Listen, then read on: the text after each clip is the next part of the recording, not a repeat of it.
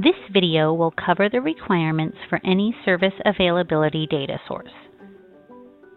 For the Country X national and regional PPAs, we're interested in microscopy for TB diagnosis and first-line drugs for TB treatment.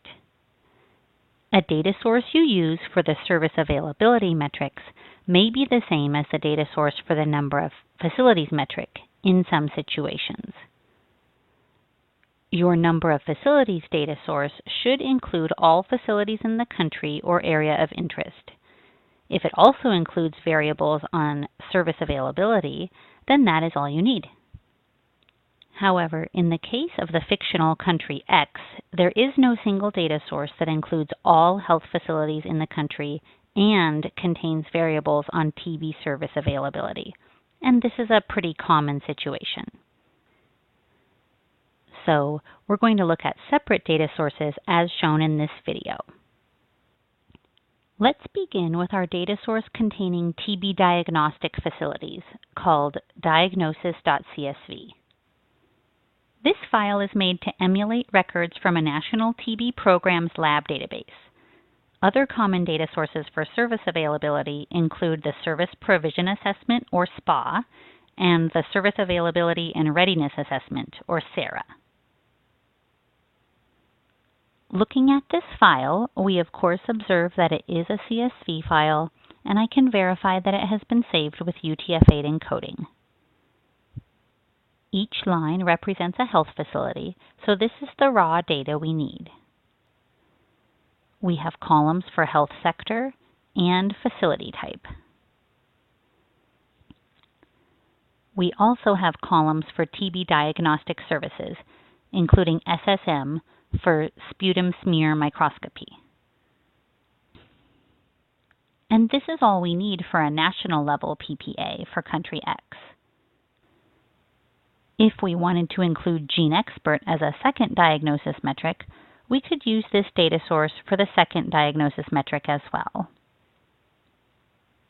Additionally, we have the column region showing the regions in which the health facilities are located. Therefore, this data source also meets our regional PPA data requirements. Now we only have one more service availability metric before we look at our care-seeking metric. Let's take a look at our data source showing the availability of first-line drugs for TB treatment. Again, this is a CSV file saved with UTF-8 encoding, and it includes raw data on individual health facilities. It's a little bit different from the data source on TB diagnostic sites in that there is no column for health sector.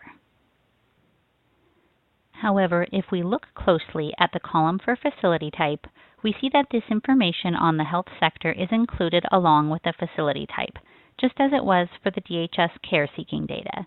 So this is fine and meets our requirements. We have two columns with data on TB treatment services, and for this PPA, we are interested in the first one.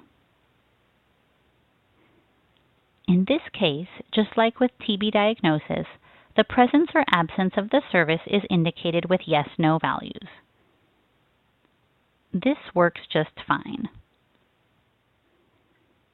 It also works just fine if the data is stored like this.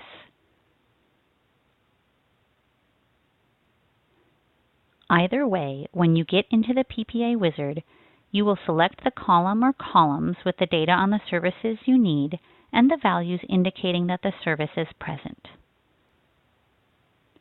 Now you have verified that your service availability data sources meet all of the requirements for working in the PPA wizard. We've now reviewed the data requirements for all data sources on health facilities. We're now ready to move on to our last example data source on people and where they seek care for illness.